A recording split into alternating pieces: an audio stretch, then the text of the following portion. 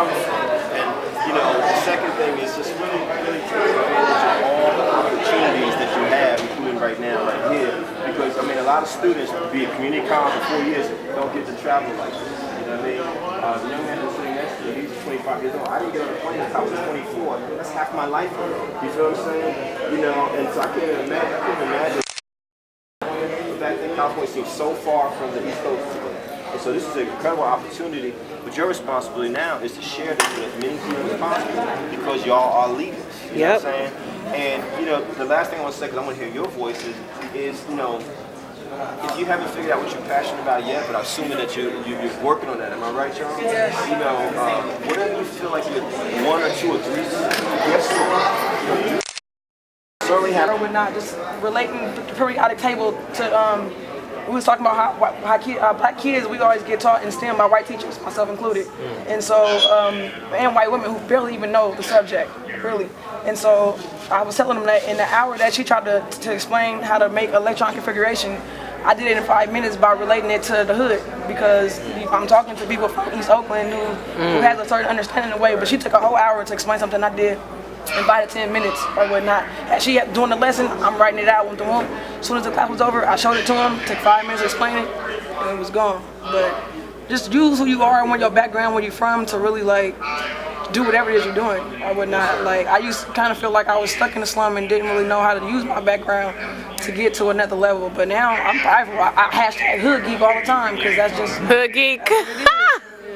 Everything's possible if you're open to it. And it's like I always say to heads, don't say, don't be ashamed if you're in special education or anything like that.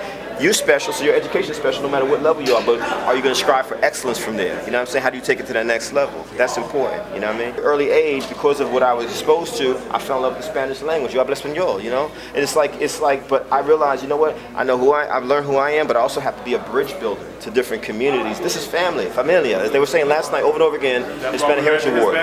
Exactly, that's why we were there, because we're allies.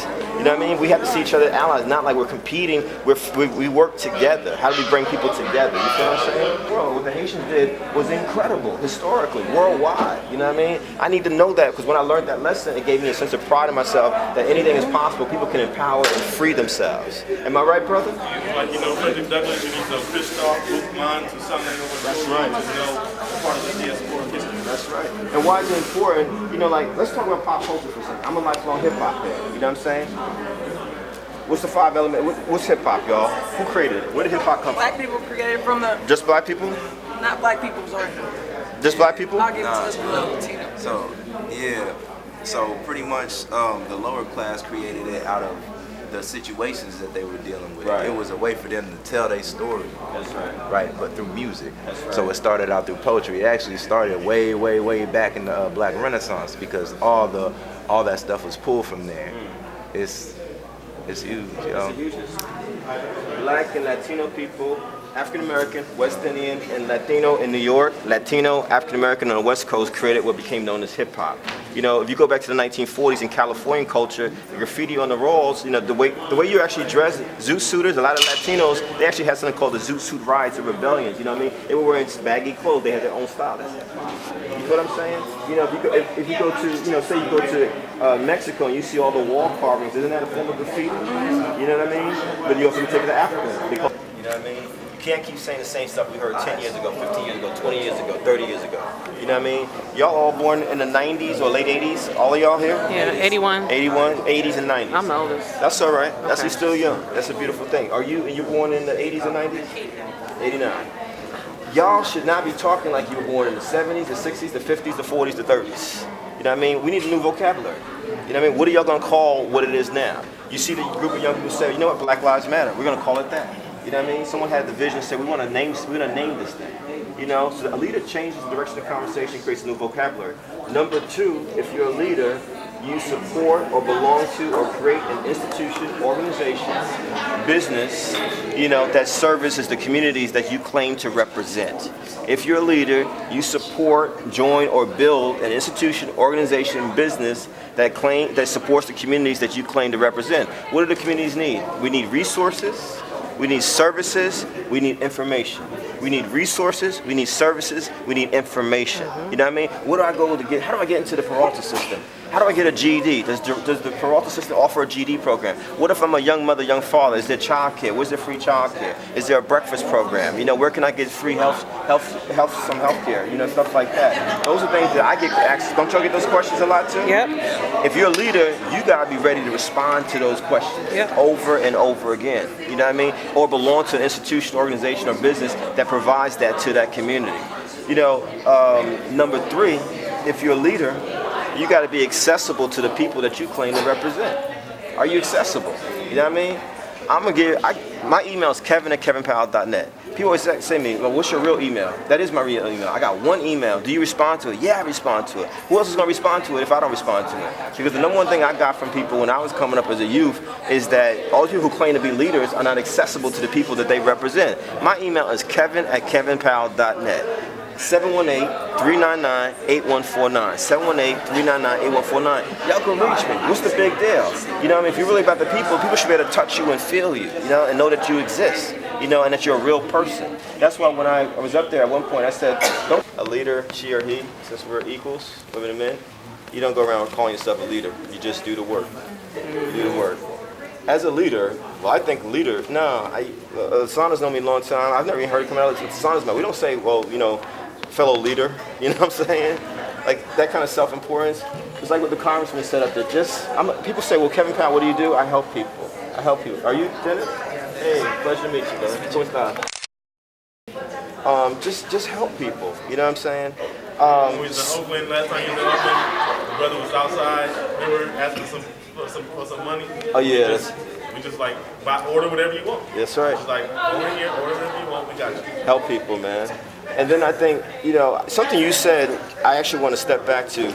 You said that we should exhaust ourselves. I do think that understanding that leadership is lonely, is sacrificial. Lasana and I have talked a lot privately about, and I'm sure y'all can relate to as well, you're going to have your feelings hurt a lot, you're going to be disappointed a lot, you're going to be frustrated a lot. You know what I'm saying? It's hard. I mean, I texted them yesterday about folks who owed me money for speaking gigs after I gave them 50%, actually 75% discounts. And I'm like, yo, I can't eat fumes, you know what I'm saying? You know, it's difficult, lonely, hard work, but the reward is you see people getting a college education. You know, I can't tell you, Lasana and myself, you know, how many people we've helped get to colleges or get through colleges around the country, you know what I mean? Because of our networks and be able to put people in places so they can succeed or help them to help themselves. You know what I'm saying? Because you also don't want leaders, you don't want leadership. What number are we up to? We are 6 or 7 now. Number 8, the most important thing a leader can do is to create other leaders. Yes. You know, do not create this dependency where people are always looking at you. No, you help them learn, manage, get the skill sets they need so they can empower themselves. That's what leadership is about. Help people to help themselves, not be dependent on you where they can't do anything without you being there. You know what I'm saying? But to that point about exhausting yourself, if I was back in college now, I wish someone would have said to me, like I'm a vegan now, and I'm about to run my second marathon in November, and I take my health very seriously. I wish when I was coming up, someone would have said to me, yo, you need to take some breaks. You need to have some spaces where you refuel.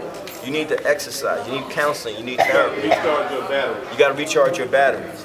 You need to practice yoga. Y'all live in California, man. And Lasana knows how much I love California. I was just out there for 10 days in LA because like I needed to come out there to see the mountains, to see the sun, to see the beaches. You know what I mean? I had to get out of New York. You know what I'm saying?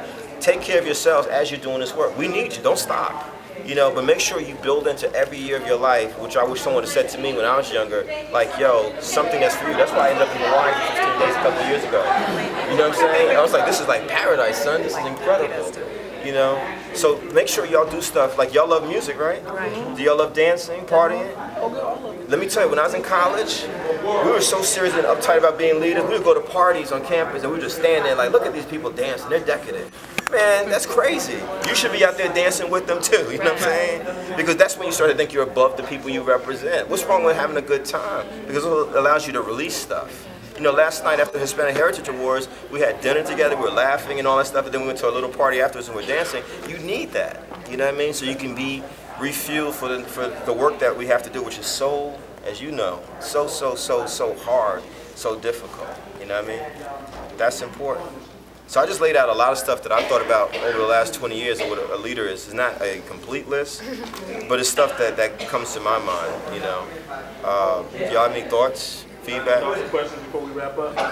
Pretty much just thank you. We all really appreciate it. I appreciate y'all. I Get a mean, group photo with Casey? Yeah. So wait 1 second. Yes. So, have you worked with like kids before and like youth like extensively? Most of my work is with young people. Right. So Yeah. what about you? Like from your experience, like why do you think that our youth is so jaded about education, like unenthusiastic and stuff? Was I jaded about education? Yeah. Wow, that's a good question. And the youth that you worked with and spent time with, I like the see ones what you're who will drop out of school or like go cut class. You know what I'm Yeah. saying? Like how do you get them engaged and like Yeah. where do you think that starts and like how do you even feel about it? You know what I mean? That's a great question. For me, I don't know if y'all were here when I said my mother has an 8th grade education, so she didn't even go to high school.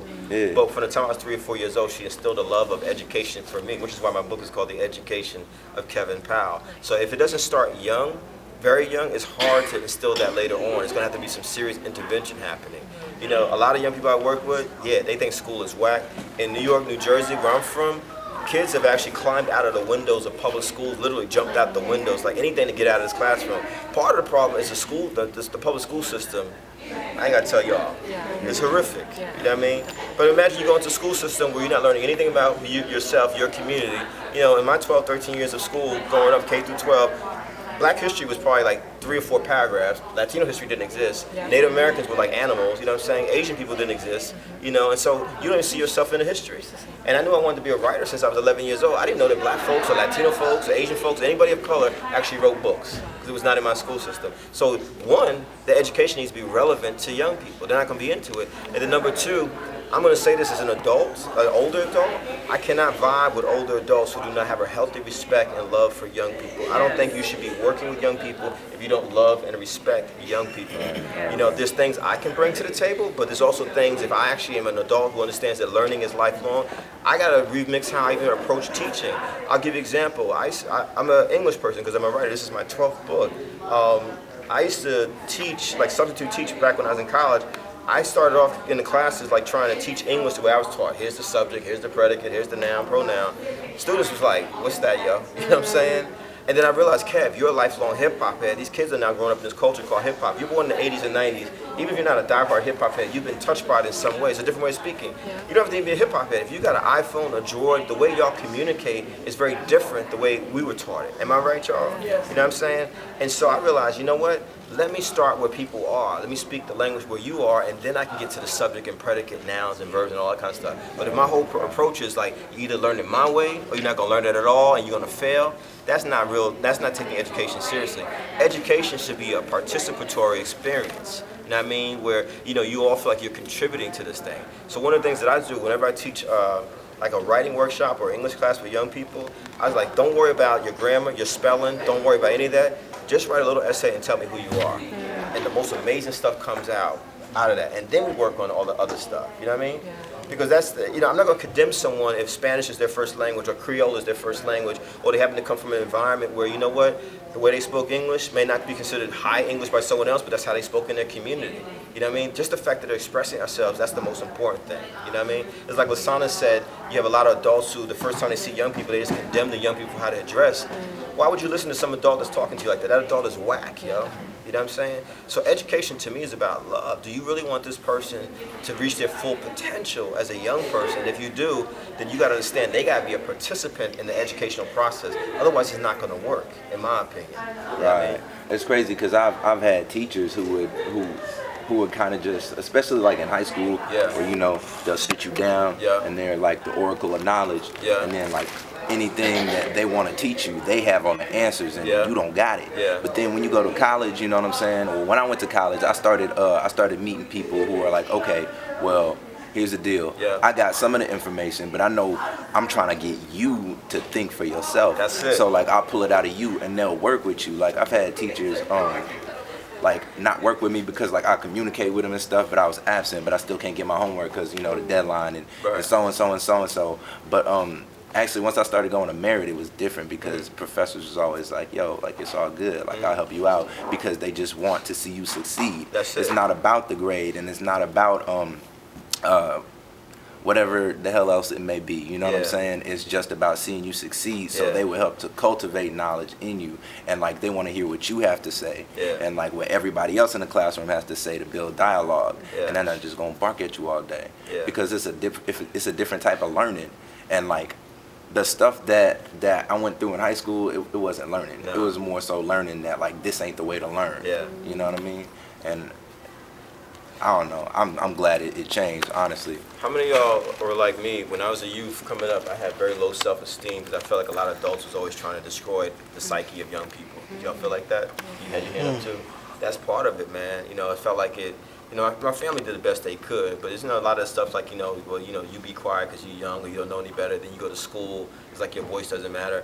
And real talk, y'all, if someone had told me back in the day, you know, Brother Steve can attest to this, because the first time I saw him was him speaking, and he's a young person. I was like, wow, he could speak.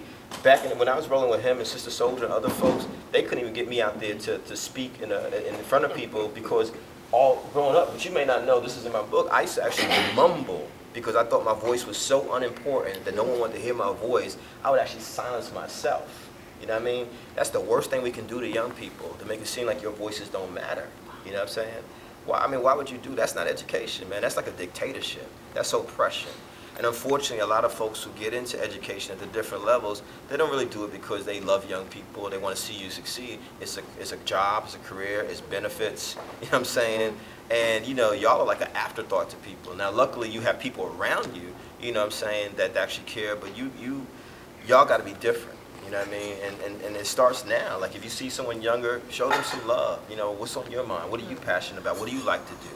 You know what I mean? Like Lasana said, don't start with the physical, or look how you dress, or look how you talk. That's whack, man, because you've already lost them at that point. I'm going to give you an example. Straight out of Compton, one of my homegirls works with young black and Latino males who are caught up in the prison system in New York, Rukia Lumumba. And so she invited me to do a workshop around Straight Outta Compton. I knew what I was walking into. I was like, these kids, they love Straight Outta Compton, you know what I mean? And so I let them talk. I didn't judge how they were talking. They was cursing, N-word, the whole 9 yards. They did this for about an hour, you know what I'm saying? Finally, I was just like, and in fact, not only did they talk about Straight Outta Compton, it was almost like they wrote the movie themselves. they had it broken down to shots. So he had screened it in the She took them to the Magic Johnson movie theater in Harlem, and then I came and talked with them.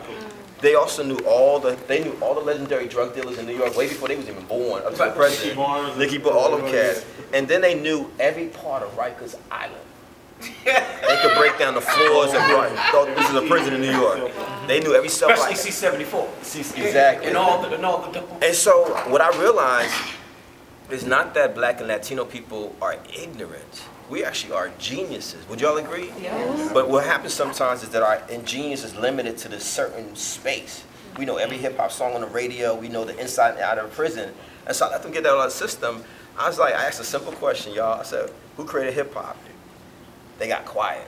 And then you know what they said? Tupac and Biggie. I was like, yo.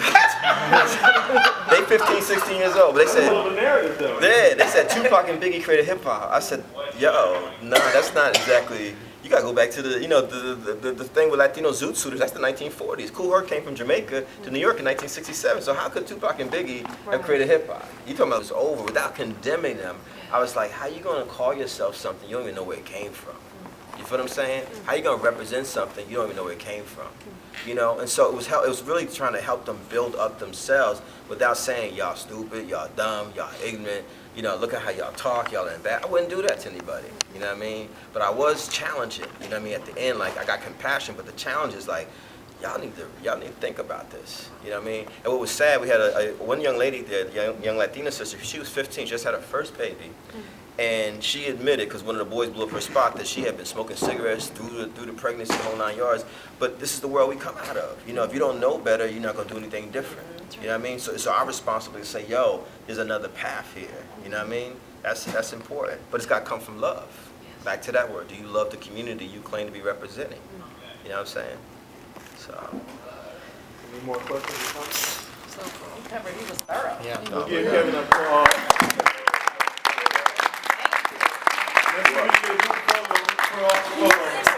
Y'all get over there.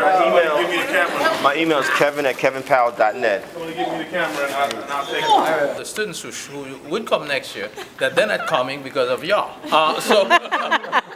So you have some responsibilities, all right? We're very proud of you. We trust you. You are adults, and we respect you.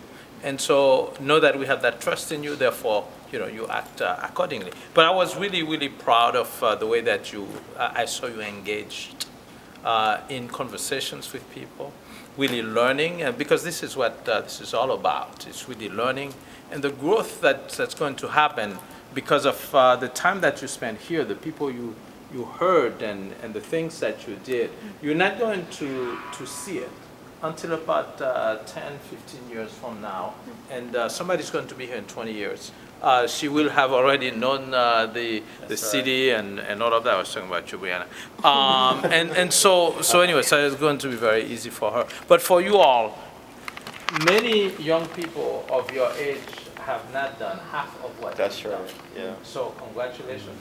And look forward to seeing you soon. And let's everybody thank the chancellor for making sure we were able to pull this thing off. Because he worked with Linda to make sure it was seamless. It's recording, right? Yes, you're recording. Yeah, he worked to make sure this was seamless.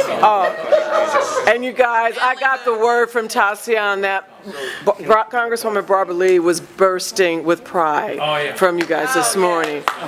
And that she really, really loves you all. And I want to say one more thing. I don't know, it's so much emotion, but I feel like we created a bond, right? That we should keep. We are all the presidents at our schools, all 4 of them.